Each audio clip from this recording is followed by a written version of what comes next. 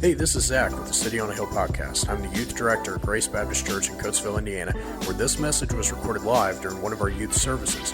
I hope you will find this to be a blessing. I hope it uplifts you, and I hope it'll help you to grow closer to our Savior. Enjoy the message. So tonight is our second night in our Through Their Eyes series of Joseph. So we started Joseph last week. I love the story of Joseph. It's one of my favorites in the Bible. I think it's so great because Joseph is so young when a lot of things that he goes through, he's very similar in age to you guys, to teenagers. So it's very easy to understand kind of what he's going through at his age. But tonight I have a really good message for you guys. I'm excited about what we're going to learn tonight. But in Genesis 39 in your Bibles, we're going to start off there in a minute. But I want to talk about in Genesis 39, verse number 1 and 2, it talks about Joseph's journey. So if you remember last week, a little bit of review, we had Joseph is basically thrown into a pit by his brothers. His brothers are jealous of him because their father loves Joseph more than them. So they throw Joseph into a pit, and then they pull him out and they sell him as a slave. Is kind of the breakdown of what happened last week. These Ishmaelite slave traders, they take Joseph and they take him all the way to Egypt. So if you look at our map here that we have on the screen, where it says Hebron here, this is where they lived. And if you remember last week, we learned about Joseph traveling to find his brothers. And when he found them, that's when this happened. So he travels up to a place called Dothan, which is here at the top of the map. From Dothan, this is where he is taken by these Ishmaelite slave traders, and he's taken all the way down to Egypt, which is these towns on the end here. This is where Egypt would be. This is modern-day Egypt. He travels miles and miles and miles away to a completely different type of world. This picture here on the left, this is actually a picture of the field in Dothan where they believe the pit was that Joseph was thrown in. So this landscape is where Joseph would have lived, what he would have been used to, and where he kind of would have grown up would be this kind of atmosphere. When he's taken within the span of a few days or so, his life completely changes to, like the picture you see on the right, what Egypt would have looked like at that time. It's a massive city, one of the biggest in the world at the time. They had huge buildings, walls, architecture. It was one of the most advanced cities at the time. And Joseph goes from just being this young kid that lives in the wilderness, tracking down his brothers, doing whatever, and he's taken to one of the biggest cities in the world and has a completely different job. And so the question I want to ask before we kind of get into our message tonight is, what would that have done to Joseph? Everything was different. The worship was different. They worshiped different gods. This is very similar to our story of Abraham, this point of trying to serve God in a place where nobody else served God. We see the same thing with Noah, where people are worshiping not only other gods, but gods that are directly anti-God. So he had to get used to this. He wasn't used to that before. His whole family worshiped God. So he had to get used to that. He didn't have any family. He didn't know anybody in Egypt. He didn't know, he didn't know anybody. He didn't know any sort of people or family or friends or anything. He had to meet all new people. The dress was completely different. They looked different. If you look at Egyptians compared to people that just lived a few miles away from Egypt, they looked completely different. The food was all different. The things he's used to eating, his diet would have been different. Like in this picture, he went from living in the wilderness to a major city. He went from working outside, living outside, doing things outside, to living inside in permanent buildings. This would have been a huge thing for Joseph. And I think the biggest thing would have been the language. The language in Egypt, though it wasn't a really far away ways away from where he lived, they spoke a completely different language. So Joseph had all those hurdles to battle. Now, the reason I say that is I want you guys to think about this idea of traveling away from where you live, what you're used to, and all that entails, and try to think about, would you continue to have your faith in God in spite of all that? Picture like this. It would be similar if somebody were to take you today as a slave and take you to somewhere like Mexico. All right, somewhere where the culture is different, the people are different, the language is different, the food is different, dress, everything is different. And then you're expected within all that to continue to have faith in God. A lot of times we like to look at these stories as just that, as just stories, and not actually comprehend how big of a deal that would have been. For all Joseph knew, he was never going to see his family again. For all he knew, they were gone. He probably thought he was going to die very soon. He probably wouldn't even survive. He would have had to work the rest of his life. He had no idea what was going to happen when he moved to this place. But he continued to serve God in spite of it all. But I want you to look at Genesis 39. We're going to read through Joseph's story here of an event that happens when he lives in Egypt. One of the main stories that we see of Joseph facing temptation. I think it's a great example for us. We're going to look at quickly tonight. Genesis 39, 1 through 6 says, "And Joseph was brought down to Egypt, and Potiphar, an officer of Pharaoh, captain of the guard, an Egyptian, bought him of the hands of the Ishmaelites, which had brought him down thither." So Potiphar, he is a guard, he is a military commander in Egypt. He is an officer of the Pharaoh himself. He's very, very high up, very rich, very successful man, and he buys Joseph as a slave. "And the Lord was with Joseph, and he was a prosperous man, and he was in the house of his master, the Egyptian." What reason would Joseph had to be prosperous? There was no reason that Joseph was a slave. He was sold as a slave. There is no reason that Joseph should have ever been prosperous. And that's one of the first things we see is when Joseph moves to Egypt, he becomes a prosperous man. Why was this? Well, because Joseph used what he had. He used his good character. He lived right. He served God. And because of that, he was blessed for it. If you want to be successful, if you want to be successful in your life, even when your situation doesn't help you out, then you need to live the right way. Many times Christians like to get underneath the umbrella of their situation and not get away from it, not fix their situation because they are stuck there. Noah, if we think back at Noah, he was alone. If we look at the story of Job, Job lost everything. John the Baptist in the New Testament, he lived in the wilderness. Paul, he was persecuted nonstop, but they were all successful. Why is that? Because they had good character, they followed God, and they lived right. Even when their situation was difficult, and no doubt Joseph's situation was incredibly difficult. Like we said before, everything in his life changed. Everything. His situation was incredibly difficult. But why did he become prosperous?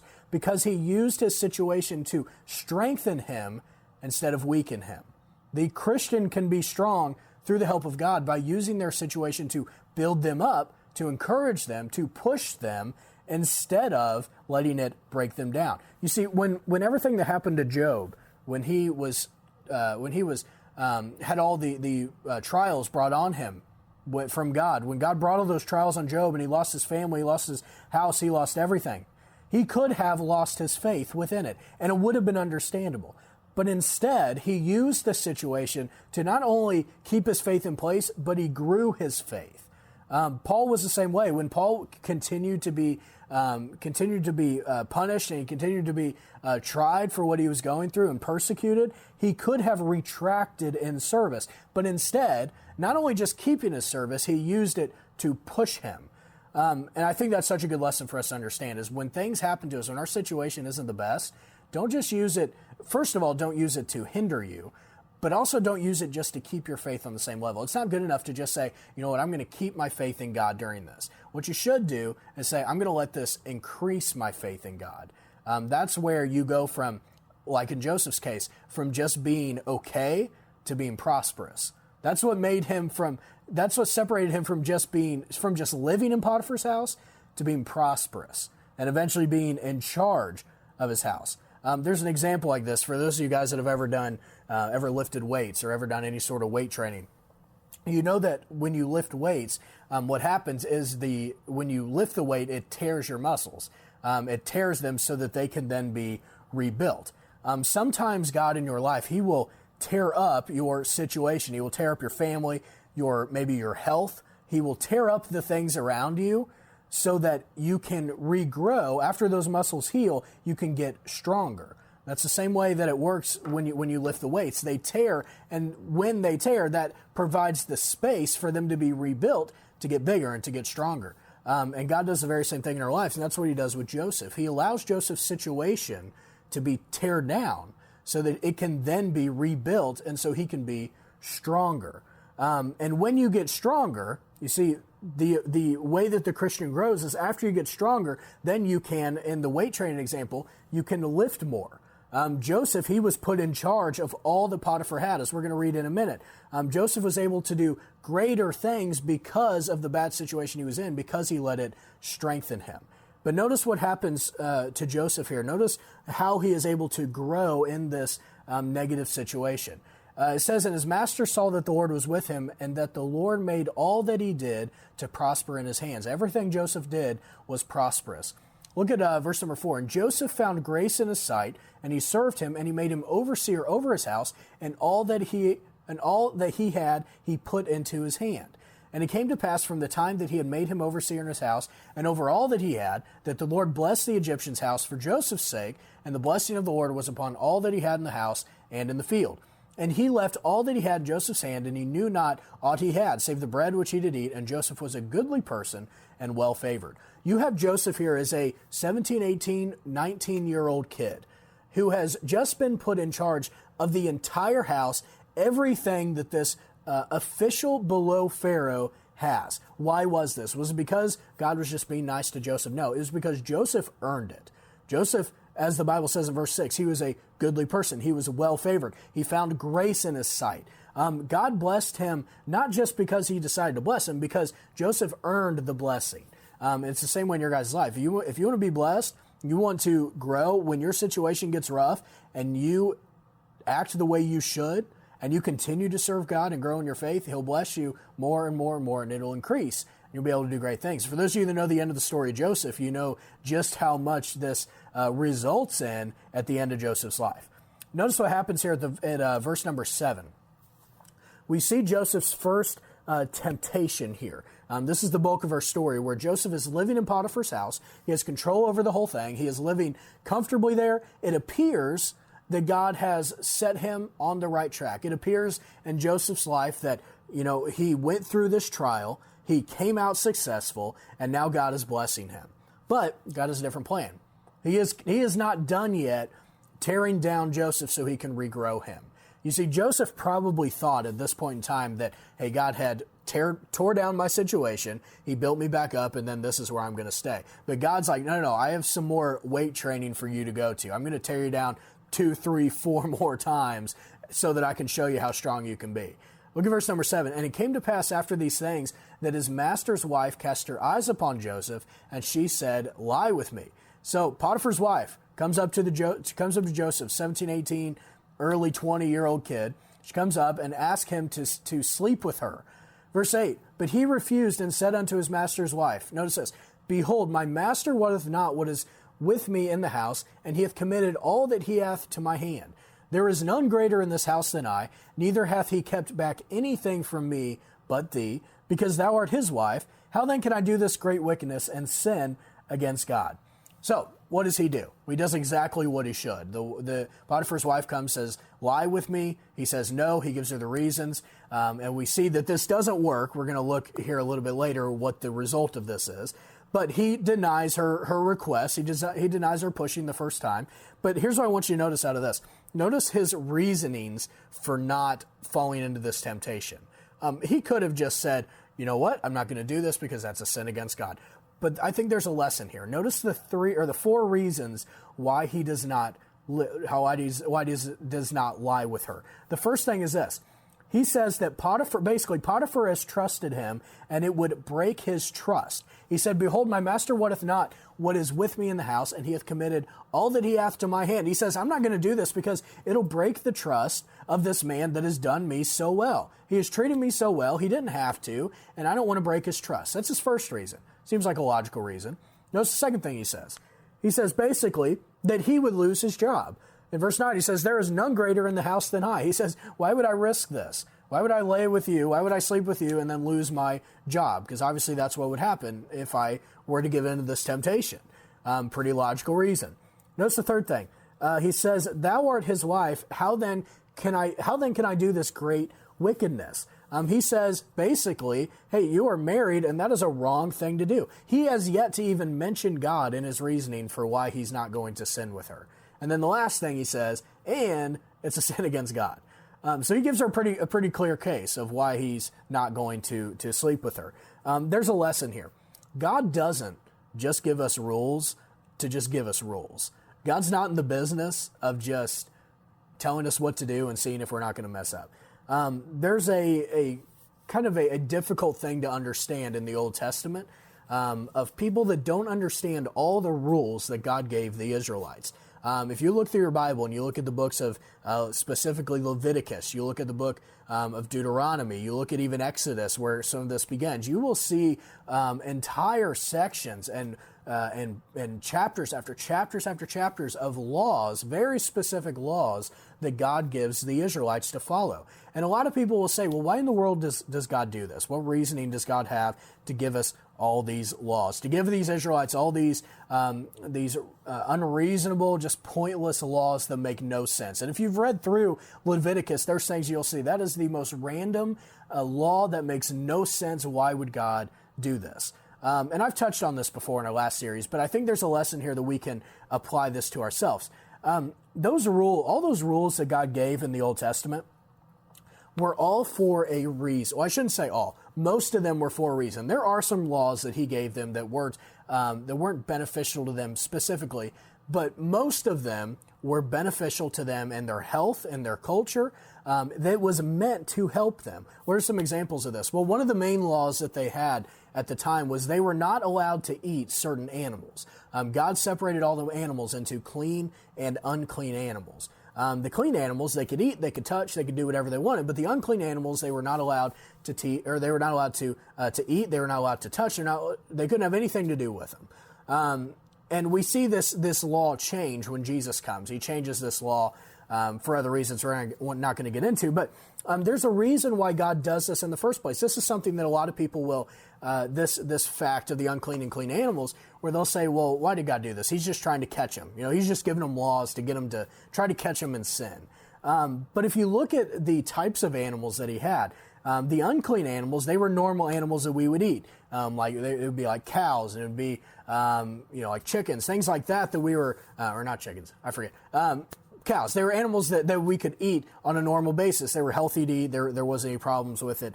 But the unclean animals that he deemed unclean, most of them were scavengers. They were animals that carried diseases. And these were things that the Israelites would have had no clue about at the time.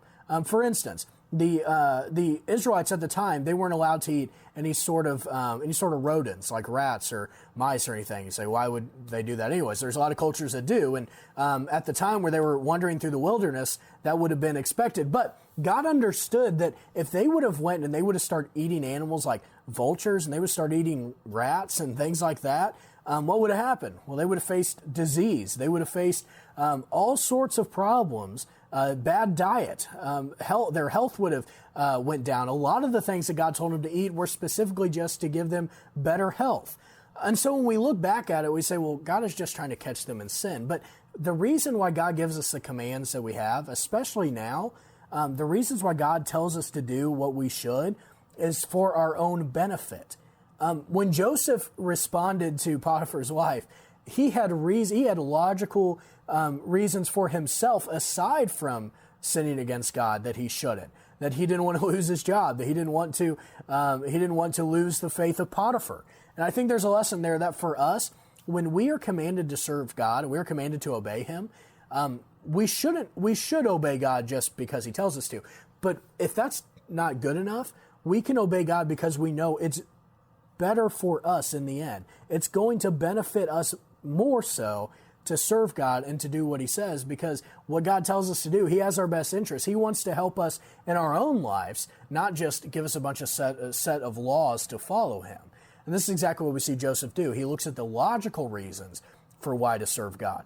When Jesus tells us in the New Testament, He says to love your neighbor as yourself. What a great commandment. You would think, well, maybe this is just something God thinks is a good thing to do. He wants His people to be loving, and He thinks it would be nice for Christians to be loving. But think about it. How much better is your life when those around you like who you are? We had last week our Wi-Fi went out. And so I went and texted my neighbor, somebody that I've had a good relationship with. And I say, hey, can I hop on your Wi-Fi so we can do some, because I have some work to do. And he's like, of course. And he sends me all the stuff and I hop on. If I had every time I saw my neighbor, went out and called him names and threw trash on his yard and was rude to him and all that, he probably wouldn't have been too apt to help me out.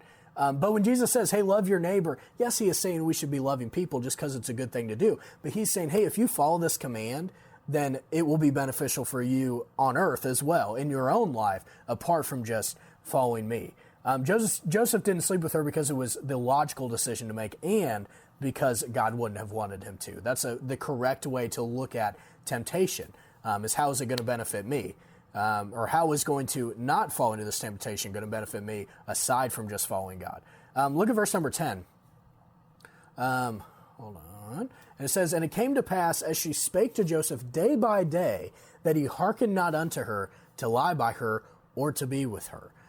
We see that he not only is able to get over the temptation once, but he does it day after day after day. It is one thing to be able to fight temptation one time and it be gone. It's another to fight it over and over and over again. And this is exactly what Joseph does. And it gets to the point where it says that he is not even allowing himself to be near her. He has a very, very good sense of how to handle temptation. I think he does it very well. She continues to persist. Look at verse number 11. And it came to pass about this time that Joseph went into the house to do his business, and there was none of the men of the house there within. So he goes into the house, nobody's around. And verse number 12, and she caught him by his garment, saying, lie with me. And he left his garment in her hand and fled and got him out. Joseph has something about people stealing his coats. I mean, there's just something in Joseph's life that he cannot keep his coat on.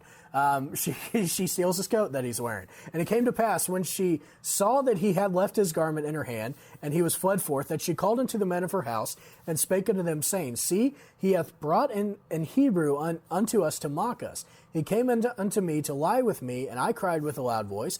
And it came to pass when he heard that I lifted up my voice and cried, that he left his garment with me, and fled and got him out. Notice the rest of the story here. And she laid up his garment by her until his Lord came home. So let me stop for a minute and explain what happened. So Joseph goes up to her and she says, hey, lie with me. She says the same thing. Joseph says no. And so she basically pushed herself on him, takes his coat. He runs away because he is getting himself out of the situation. And so what she does, she is so mad that she frames Joseph and basically tells all the men that Joseph came and tried to lie with her, that he forced himself on her, and she screamed. He ran away because he was scared, and she got his coat to prove it. And that's her story. Notice what happens. Verse number 17. And she spake unto him according to these words, saying, the Hebrew servant, which thou hast brought unto us, came in unto me to mock me. And it came to pass, as I lifted up my voice and cried, that he left his garment with me and fled out. And it came to pass, when his master heard the words of his wife, which she spake unto him, saying, after this manner did thy servant to me, that his wrath was kindled. And Joseph's master took him and put him into prison, a place where the king's prisoners were bound, and he was there in prison. So Potiphar comes home. The wife says, hey, look, I got his coat. The Hebrew kid that you hired, he tried to come on to me. I took his coat. I screamed. He ran away. You got to get rid of him, is basically what happens. She realizes he's not going to sleep with her, so she decides to get rid of him. He frames him. Potiphar obviously believes her, and he throws Joseph in prison. I want you to picture, very quickly, I have like 2 minutes here, I want to be done. I want you to picture with me what this looked like through Joseph's eyes. Remember, the events that have preceded Joseph's life already. He was thrown into a pit. I want you to picture this as yourself. If this happened in your life right now, picture this in your mind. Thrown into a pit by your family. Family takes you, they throw you into a pit, they sell you into slavery. Finally, you get back on your feet. Like Joseph, he's the leader in this big house. He is kind of getting up the ladder of ruling in Egypt. And then right after he gets to that point, he gets to where he should be. He is placed into intense temptation. He is falsely accused, and then he's thrown in prison. Imagine Joseph trying to rationalize the plan of God, trying to understand within this, as he's laying in the pit, as he's sitting on the camels on his way to be sold as a slave, as he's being tempted by this woman, as he's sitting in prison. After all these things, thinking, what in the world is God's plan? He may have thought when he was brought to Potiphar's house, hey, this was God's plan. He had me do this. He had me sold into slavery so that I can witness to Potiphar, so that I can be a good example. And then God changes his whole life up and says, no, I got something else for you. And imagine Joseph trying to understand this and trying to rationalize God's plan. There's a danger in trying to rationalize God's plan. It's very difficult to try to understand God's plan within it. But at the end of Joseph's life, he looks back and he says, man, this makes all kinds of sense. It's obvious why I was thrown into prison. Like we're going to talk about next week, how he does incredible things, not only within the prison, but once he gets out. And I think the important thing here is not that we should try to understand God's plan, but that we should continue to serve him regardless. And as long as we are, maybe we're going to have some difficult times, but in those difficult times, God will use that to improve us for the next thing that he has coming. Exactly like in Joseph's life. He tears him down a little bit, he builds him back up. He uses him, and then he tears him back down, ready to re-strengthen him again. God does this, I think, 3 different major times in the life of Joseph. And we will see him do incredible things at the end of his life because of all this that he would never, ever have been able to do if God wouldn't have put him through the trial in the first place. So that's what we're going to look. That's where we're going to end tonight. I love the story of Joseph. I'm looking forward to next week. Our story really gets exciting. It gets more and more exciting each week as we go. But that's where we're going to stop tonight. So I'm going to go ahead and pray, and then I got a few things to talk about. I want to have a quick prayer time before we leave, and then we'll be done for the night. Let's go ahead and pray. Thanks for listening. If you enjoyed the message, check out our other podcasts, share us with your friends, and check out our church at gracebaptistcoatesville.org. I hope this was a blessing to you. Thanks again for listening.